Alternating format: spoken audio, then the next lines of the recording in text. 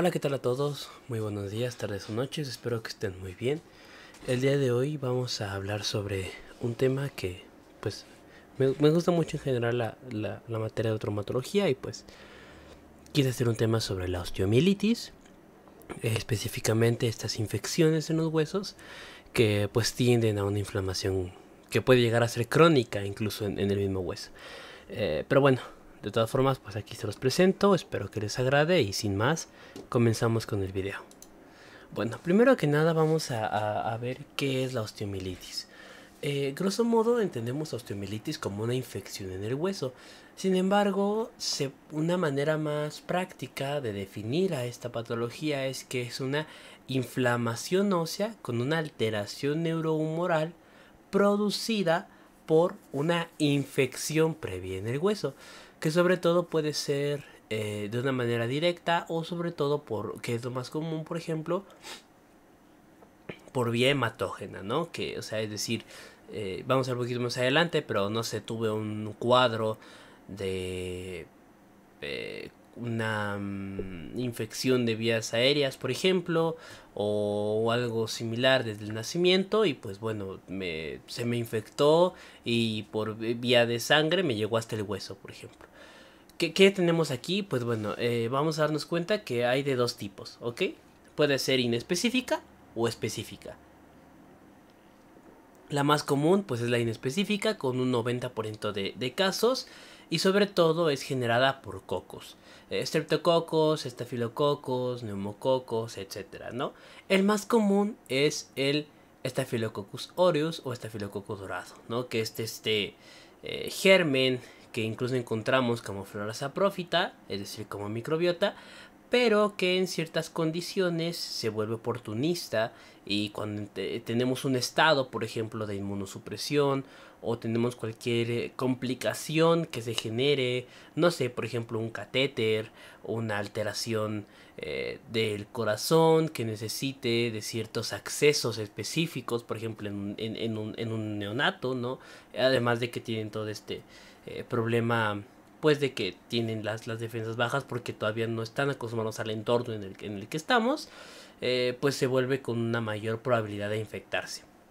O también las causas específicas, que es por ejemplo cuando ya tenemos un agente único identificado en ella. Por ejemplo, cuando veamos el tema de tuberculosis pulmonar, porque vamos a hacer el video sobre lo mismo para la parte de infectología, nos vamos a dar cuenta que dentro de las complicaciones que se pueden llegar a presentar son la osteomielitis a nivel del hueso, pero causado por este bacilo, ¿no? La tuberculosis, también puede ser por alguna pseudomonas aeruginosa, por un bacilo en específico que por la composición biológica que presente pueda llegar a causar una alteración compleja como lo es la osteomielitis, ¿no? Como resultado final de la patología previa. Porque no se atendió, porque se complicó, por cualquier otra situación, pues bueno, las complicaciones ya son lo que es la osteomielitis, por ejemplo. Antes de pasar como tal a la osteomielitis y explicar un poquito más de situaciones y demás, vamos a hablar sobre algunos tipos de casos que podemos encontrarnos. Podemos hablar de una osteitis, que es básicamente la inflamación del hueso en la zona cortical, es decir, la zona del hueso duro, del hueso compacto, del hueso pues cortical al final de cuentas, que sobre todo está en esta región, ¿no? De lo que es la diáfisis, porque es la zona más dura. Podemos hablar de una mielitis, que es cuando haya una infiltración a nivel de lo que es la médula ósea. Una periostitis, que es decir que toda esta zona de lo que es el periostio, que es, hay que, como recordarán, pues es esta parte que recubre al hueso, no esta zona que recubre el hueso, y pues ya finalmente la osteomielitis, que es el tema que estamos viendo, que es la afectación total del hueso. En cuanto a su etiología, puede ser hematógena, es decir que, por ejemplo, yo tuve una infección de cualquier otra situación, como les digo, por la inserción de algún catéter que se infectó, con un Staphylococcus aureus, y pues por vía sanguínea viaja hasta la zona del hueso, también puede ser por vecindad, es decir, una infiltración directa, por inoculación, es decir, me caí o no sé, cualquier otra alteración en donde entró de manera directa lo que es la bacteria o incluso por iatrogenia, ¿no? Estos errores médicos por no limpiar, por no dejar un campo, o un campo estéril, o por no realizar una correcta asepsia o antisepsia, o cualquier situación de estas que haya causado una predisposición bacteriana, pues bueno, ocurre esta situación. La prevalencia es muy común en los menores de 2 años, es decir, en los niños pequeños, los lactantes y los neonatos, sobre todo por esta infiltración o por este tipo de bacterias intrahospitalarias que en muchos casos ocurren. Por ejemplo, en un neonato que haya nacido prematuro, incluso pues está este factor de que pues está débil y además de todos los procedimientos que se realizan puede llegarse a infectar con algunos de los patógenos intrahospitalarios, y entre los 8 a 12 años, así como en adultos, por ejemplo, en un riesgo de un asalto o cualquier infiltración con un balazo, por ejemplo, que entre a nivel del hueso, pues una afectación completa o cosas similares, ¿no? Como les digo, la vía hematógena, una infección en otros lugares, y pues al estar inmunocomprometido llega hasta lo que es el hueso. Y pues hay que identificar varios factores de riesgo, como puede ser la malnutrición, cualquier inmunocompromiso, la edad, alteraciones en el mismo hueso, alguna complicación por ejemplo, no sé, hace X tiempo pues me diagnosticaron tuberculosis y de hace no sé, 2 semanas para acá estoy sintiendo dolor en la pierna, en el hueso, me cuesta moverme, tengo fiebre y situaciones de este estilo, ¿no? Que vamos a ir viendo un poquito más adelante. Como les decía, en cuanto a la etiología, el más común es el Staphylococcus aureus, con un 80% de todos los casos. Por lo que pues bueno, el tratamiento ya debería de ir pensándose en sobre todo cuando vemos este tipo de patologías. Es importante identificar la situación y pues ya recordar que pues es un organismo tal que puede ser vencido por X y Y tratamiento, que vamos a hacer un poquito más adelante, ¿no? Sin embargo, también en los últimos años han habido incrementos de cepas diferentes. Por ejemplo, los Staphylococcus resistentes a la meticilina, ¿no? Que son estos organismos intrahospitalarios en la mayoría de los casos, que si realizamos un antibiograma es complicado de tratarlos. Si necesitamos cosas un poquito más complejas, ¿no? Una vancomicina o cosas similares. Los mecanismos gram o los bacterias gram negativas son raras, sin embargo no son imposibles. Como les digo, la vía hematógena es de las vías más comunes, es decir, una infección previa que se complicó y que el foco séptico que se tuvo pues migró hasta lo que es un hueso, ¿no? En esto es importante que puede ser en cualquier hueso, en cualquier zona del organismo. Por eso es que es una migración muy, muy grande. Por ejemplo, Haemophilus influenzae, que también es entre las bacterias más comunes de los niños. Es muy común de observar en los menores de 2 años. También podría, como les mencionaba en las específicas, ¿no? la Pseudomonas aeruginosa, salmonelas o cualquier otra que pueda generar una infiltración en heridas. Estas bacterias oportunistas, pues es importante tenerlas en cuenta. ¿Cómo se va a identificar? Vamos a ver un poquito más adelante, que podrían ser, por ejemplo, con un antibiograma, ¿no? Esta parte interesante pues para dar el tratamiento adecuado en el momento adecuado. Otras poco comunes, pues bueno, dependen mucho de la afección inmune, incluso hongos pueden llegar a infiltrarse. Sin embargo, pues como les digo, este es más que nada en un estado de inmunosupresión que llega a generar este tipo de detalles. Los neumococos también pueden llegar a encontrarse dentro de la etiología, aunque como les digo, los más comunes son el Staphylococcus aureus en un 80% de los casos. La patogenia. Algo bien interesante aquí es que vamos a tener el antecedente de que hace, no sé, 2 semanas o cosas similares, hubo una infección previa, ¿no? Al cuadro que estamos observando ahorita. No, que hace 2 semanas me vi mal porque tuve una infección y tuve mucha fiebre, por ejemplo. Y pues me dijeron que tuve una infección, me dieron antibiótico, pero pues ahorita me está doliendo mucho los huesos y quería ver qué era. Pues bueno, tenemos este antecedente de que ya hubo una infección, ¿no? Y es importante identificar qué tipo de infección hubo y cuál fue el patógeno que no se destruyó, porque al final de cuentas eso pasa, ¿no? Que el patógeno no se destruye, y una de las complicaciones, que son lo más común por esta vía hematógena, es la osteomielitis.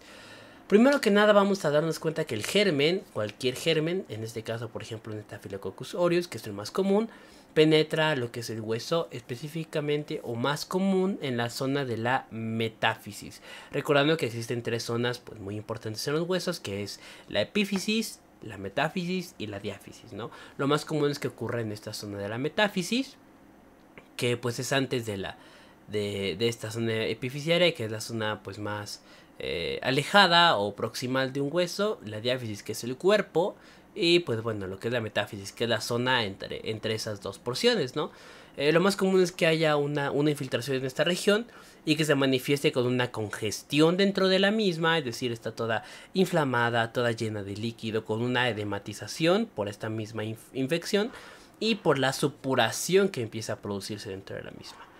Después de todo esto, como pues hay una infiltración a nivel de la metáfisis, comienza a haber una afección del hueso esponjoso, sobre todo, es decir, en este hueso compacto, por ejemplo, en el que se ha infiltrado el germen, empieza a pasar a lo que es el hueso esponjoso, sobre todo por los conductos, como los de Havers y los de Bowman, recordando que eran los que permitían el paso de las arterias, por ejemplo, ¿no? Los de Bowman, que eran estos canales transversales, y los de Havers, que eran estos canales como más verticales o longitudinales, ¿no? Si lo queremos ver desde esa perspectiva. En muchísimas ocasiones, todas estas bacterias que se han llegado a encontrar en esta región pueden llegar a quedarse incluso en la zona del periósteo, pues por esta misma infiltración amplia que llegan a tener, se quedan hasta la zona del periósteo y empiezan a generar como un pequeño, como una pequeña bolsita, ¿no? Entre lo que es el hueso y su periósteo, empiezan a infiltrarse y a meterse hasta que quedan con esta misma congestión y la edematización en la región superióstica, que esa región superióstica se ve toda inflamada y pues se ve muy, muy fea. Sin embargo, esta misma bolsa que se ha formado permite que no pase de manera tan amplia a lo que es la epífisis. ¿Por qué? Porque se forma con un mecanismo de bisagra. Imagínense que esta zona que está aquí es la punta de la bolsa, ¿no? Y que esta punta de la bolsa va a tener en esta zona donde estoy marcando ahorita lleno de líquido. Pero como está cerrado dentro de esta región, no pasa hasta acá. Entonces es como un mecanismo protector que tiene esta misma región superióstica, que puede llegar a romperse, sí, en estadios más graves y en un periodo de cronicidad, ¿no?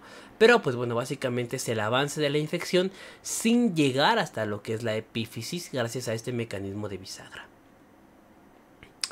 Cuando ya hay una afectación mayor de los vasos sanguíneos, recordar que bueno, el periósteo se nutre gracias a todos estos vasos sanguíneos infiltrados, recordando que es una arteria nutricia, por ejemplo, la arteria deficiaria, la metafisiaria, la epifisiaria, etcétera, que permiten o dan ciertas ramas a lo que es el periósteo. Pues cuando se empiezan a afectar, vamos a tener una necrosis, es decir, el periósteo comienza a morir. Y hay que recordar que si no vieron los videos anteriores sobre clasificación de fracturas, tejido óseo y demás, pues uno de los puntos más importantes del periósteo es que ayuda a la remodelación del hueso porque da muchos factores del crecimiento y además permite la nutrición constante, así como esta protección del hueso, ¿no? Y entonces si esta protección y la nutrición, así como estos factores de crecimiento se empiezan a perder, pues el hueso poco a poco va a empezar a morir. Por ello es que cuando hay una afectación del periósteo y este empieza a morir, nos vamos a terminar yendo a una situación crónica donde las complicaciones ya son mucho mayores y ya básicamente es muy difícil de tratar. ¿Qué encontramos cuando hay un proceso crónico? Pues ya vamos a encontrar lo que son supuraciones, por ejemplo, drenajes de pus con sangre, porque ya está todo acumulado y hay que meter tratamiento quirúrgico, pues porque ya no sale solo así. Hay un tejido granular que intenta como pues reconstituir la región, pero pues como no hay un drenaje y una irrigación vascular correcta porque ya se generó necrosis dentro de la región, pues debe empezar a costar. También van a haber neoformaciones, pues porque ya está muriendo todo lo que es el tejido. Y cuando nos encontremos con este hueso vamos a darnos cuenta de que hay áreas muy grandes que tienen un drenaje fétido, como les digo, sanguíneo purulento, obviamente de mal olor, de un aspecto pues feo, con mucho dolor, complicaciones sépticas como fiebre, signos claros de inflamación en la región, ¿no? Justamente por esta infiltración bacteriana complicada gracias a la destrucción del periósteo. De hecho, si se alcanzan a dar cuenta aquí, pues se observa como en la radiografía se ve todo el hueso destruido. Si alcanzan a observar aquí, pues bueno, ya se ve como no está uniforme, se ve raro el hueso. Por ejemplo, aquí en la zona de la diáfisis proximal, porque acuérdense que hay que tener una clasificación en el hueso. Todas las zonas tienen nombre y apellido. En la diáfisis proximal de estos huesos que es tibia y peroné, principalmente en lo que es tibia, se observa como hay una afectación directa en donde pues ya se ven los infiltrados de que el hueso pues está muriendo. Y pues como les digo, hay complicaciones constantes por esta misma constancia de la afectación bacteriana. El cuadro clínico, sobre todo de la vía hematógena, que es la vía más común, como les digo, son cuadros compartidos, pero sobre todo es por el antecedente, ¿no? La vía hematógena se reconoce que hay un antecedente de foco séptico, en donde dice, bueno, pues que tuve una infección muy fuerte hace tanto tiempo, y esto pasó, y ahorita me duele X y Y hueso, y cosas similares, ¿no? Vamos a encontrar fiebre, pues son características típicas de una infección. Impotencia funcional, es decir, el paciente refiere o se ve en el niño, como les digo, es muy común en los menores de 2 años, por este choque séptico que pueden llegar a tener tras una infección hospitalaria. Refieren o se observa que no pueden mover la extremidad o la zona ósea donde se ven afectados porque justamente pues hay dolor por la misma infección. Puede haber una disminución del derrame articular, que un derrame articular es esta acumulación de líquido que puede llegar a existir dentro de una articulación. Pues hay una ausencia del derrame porque ya está todo afectado, hay mucho dolor dentro de la región, hay inflamación con sus signos claros, que el tumor, el rubor, la impotencia, el dolor, etcétera, ¿no?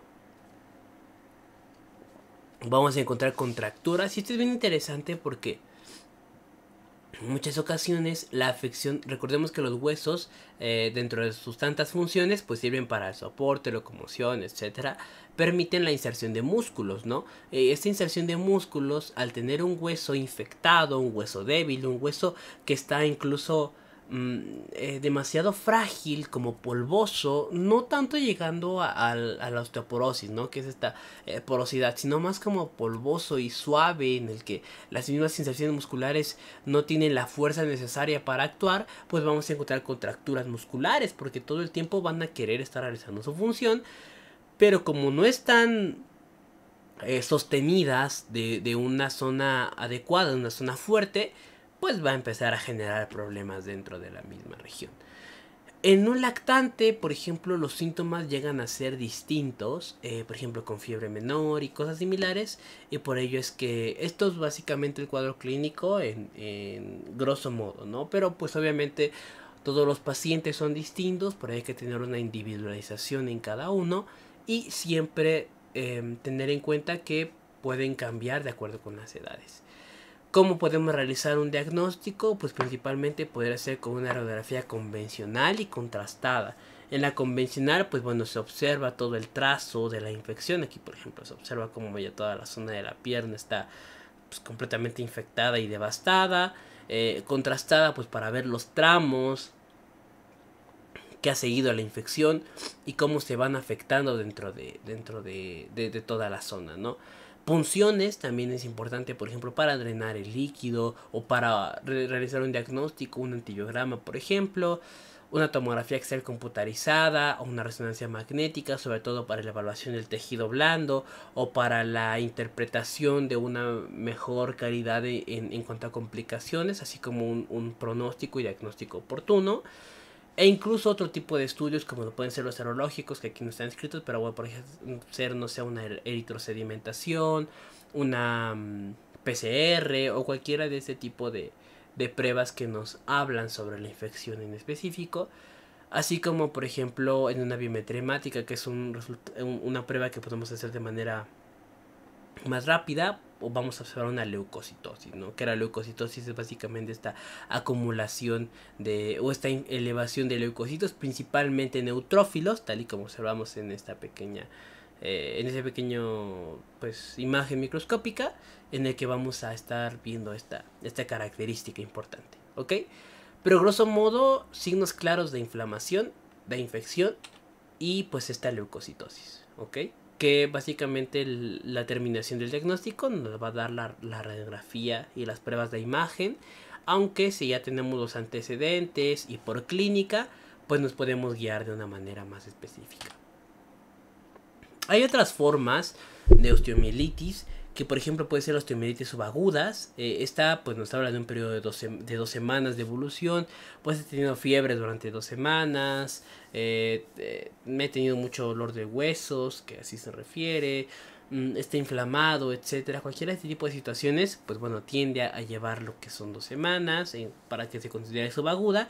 Y crónica, se habla en que puede llegar a ser incluso hasta un mes de evolución. Esto puede ser como otras formas clínicas, así como los abscesos de Brody, que básicamente los abscesos de Brody son la acumulación de líquido o la destrucción del hueso, en donde se acumulan ese tipo de situaciones a nivel de la zona metafisiaria o metafisodiafisaria, como aquí se alcanza a observar, es en la zona entre la metáfisis y la diáfisis, ¿no? Aquí se observa muy bien este absceso de Brody. O también una osteomielitis esclerosante de Garré, que básicamente lo que genera es que haya, por ejemplo, un aumento en el grosor de los huesos en la zona afectada, justamente por esta cronicidad del hueso que se ha venido mermando. También como de diferenciales podríamos estar hablando de una fiebre reumática, sobre todo con el antecedente, ¿no? de la infección o de el antecedente séptico. Una artritis séptica, aunque esto afecta más a la zona articular, y recordemos que la osteomielitis puede afectar a cualquier zona del hueso. Una celulitis, una leucemia, incluso pues por este aumento o en esta leucocitosis. Un cáncer óseo también, de hecho esta es una radiografía de cáncer óseo, si se dan cuenta podría ser como diagnóstico diferencial también. En el pronóstico, depende mucho del estado inmune. No vamos a comparar a un paciente que tiene, por ejemplo, complicaciones como diabetes, hipertensión, que está con un tratamiento inmunosupresor, que tiene demasiadas alergias, que tiene asma, por ejemplo, o con uso constante de corticoides, etcétera, a un paciente joven que realmente no tiene ninguna afectación mayor y que pues no fue tanto por vía hematógena, sino que fue más, por ejemplo, por inoculación o no sé, cualquiera de estas situaciones en que pues obviamente de esto depende la individualización del paciente, ¿no? Según el estado inmune, por ejemplo, si es una evolución aguda, podríamos ver que podría llegar a presentarse una restitución completa, es decir, una sanación, aunque puede tender a una evolución subaguda, es decir, de pasar a aguda, podemos llegar al siguiente estadio por no tratarlo hasta las 2 semanas, en donde las lesiones o ya pueden quedar lesiones a nivel de cicatrices, por así decirlo, entre comillas, es decir, a posteriori vamos a observar que pueden existir complicaciones pues por que no se trató de manera adecuada e incluso avanzar y evolucionar hacia lo que es la cronicidad. En los menores de 2 años, por ejemplo, les ayuda muchísimo que pues como todo todavía hay esta línea de crecimiento que es a nivel de la metáfisis, que conocemos como placa epifisiaria, les ayuda como un método de barrera a que no cruce tanto esta infección y que por lo tanto su manejo pueda ser mejor.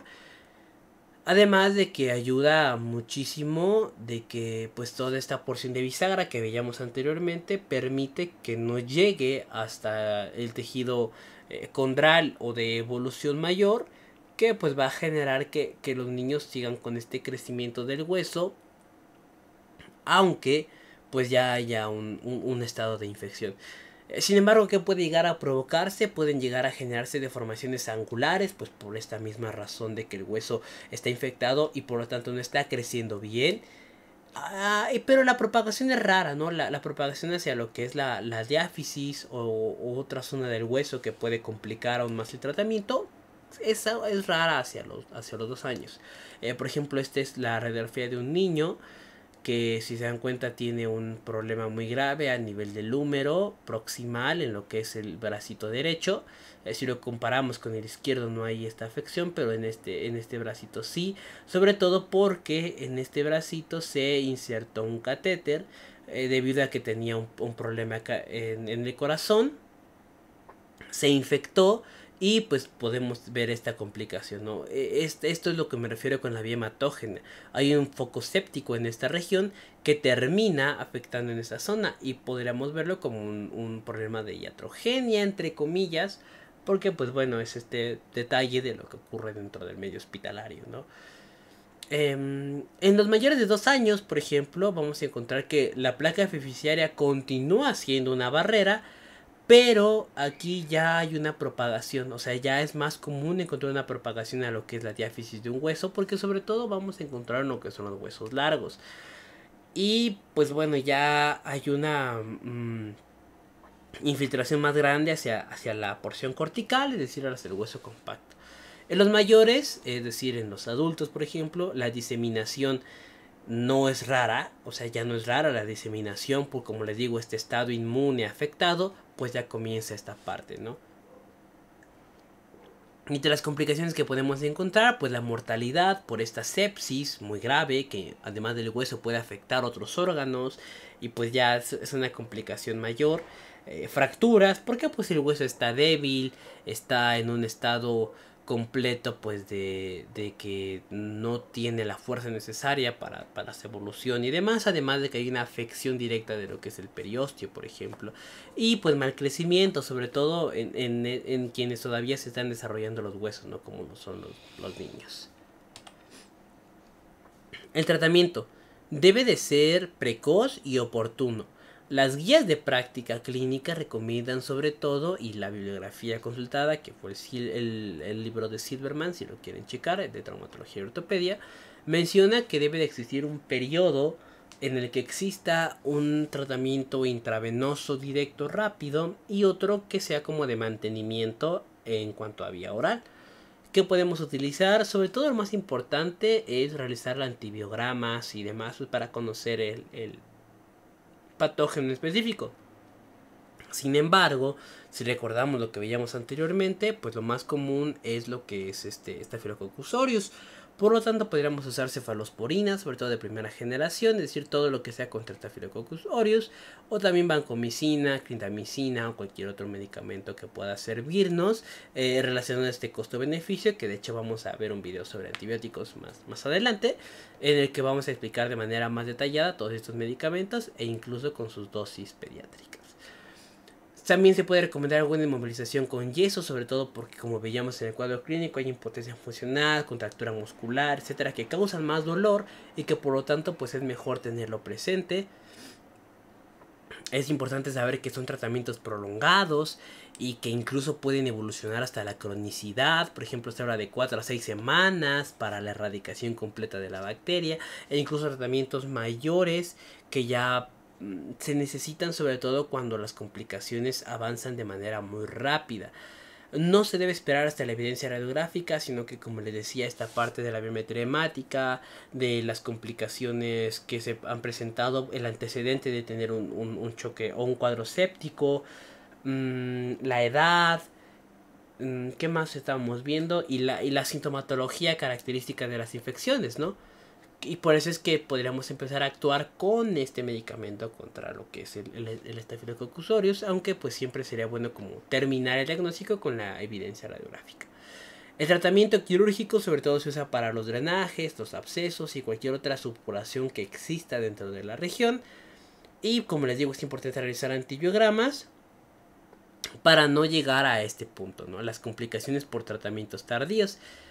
Sobre todo estos tratamientos tardíos que se exacerban con los factores de riesgo, es decir, si es un niño que, de hecho, hay una lista que son como 6 cositas que mencionan justamente en cuáles son los factores mayores de riesgo que existen pues para lo que son los niños, que podría ser, por ejemplo, que pues esté desnutrido, que no tenga bien sus vacunas, que pues padres analfabetas, incluso situación de pobreza, cualquiera de estas situaciones, y no solo en niños, en general, en cualquier persona que pueda padecer esta situación, es importante identificarlos. Esto en cuanto a situaciones extrínsecas, ¿no? Del ambiente, pero también un factor intrínseco, por ejemplo, alguna malformación congénita, algún detalle cardiovascular, problemas como la diabetes, obesidad, cualquier situación, por ejemplo, pues de nacimiento que tengan, que los conlleve a tener cualquier riesgo más elevado pues de esta situación. Y ya por último, para terminar, me gustaría presentarles lo que es esta diagrama de flujo, que viene en básicamente lo que es la guía de práctica clínica sobre la osteomielitis por vía hematógena, expedida por el Instituto Mexicano del Seguro Social, en el que te habla, ok, paciente con dolor e inmovilidad de alguna estructura ósea afectada. Ya lo que vemos en el cuadro clínico de la impotencia funcional, del dolor, del cuadro clínico de una infección, ¿no? Realizar historia clínica, sobre todo para observar toda esta parte de lo que es el antecedente, cuando hablamos siempre de antecedentes personales patológicos, por ejemplo, ¿tuvo usted alguna infección recientemente? ¿Cómo fue esta infección? ¿De qué fue? ¿Qué le dieron? ¿Qué no le dieron? Etcétera, ¿no? Realizando la exploración física en la parte del padecimiento actual, por ejemplo. Luego pasamos a, ¿hay un dolor localizado con aumento de volumen, eritema o fiebre? No. Bueno, hay de factores de riesgo. No, pues ya vamos a empezar a derivar o a ver otro tipo de factores. No, que sí, que hay un dolor, o sea, que hay los signos clásicos de la infección. Vamos a realizar laboratorios de biometría hemática, de cualquier otra situación en donde podamos localizar signos claros de infección. Y bueno, si hay una alteración, por ejemplo, pues vamos a darnos cuenta que puede enviar a segundo o tercer nivel, sobre todo porque son padecimientos complejos. Hay una sospecha de osteomielitis aguda. Se puede realizar una radiografía que va a terminar otra vez en el segundo nivel de atención. Y si no hay, pues bueno, una observación clínica y radiografías simples de control, ¿no? Pero pues si ya hay un diagnóstico oportuno y adecuado de lo que es la infección, pues hay que empezar con el tratamiento específico, que como les digo son los antibióticos, aunque lo mejor es siempre realizar este antibiograma para ver si no existe, si no es una cepa o una especie de estafilococos resistente, como lo puede ser resistente a la metilcilina, ¿no? Y bueno, pues muchísimas gracias por su atención. Espero que este video les ayude, al menos como para darse una idea rápida de lo que es la osteomielitis. Y pues nada, si les gustó, pueden suscribirse, dejar su comentario. Estoy a su disposición y muchas gracias.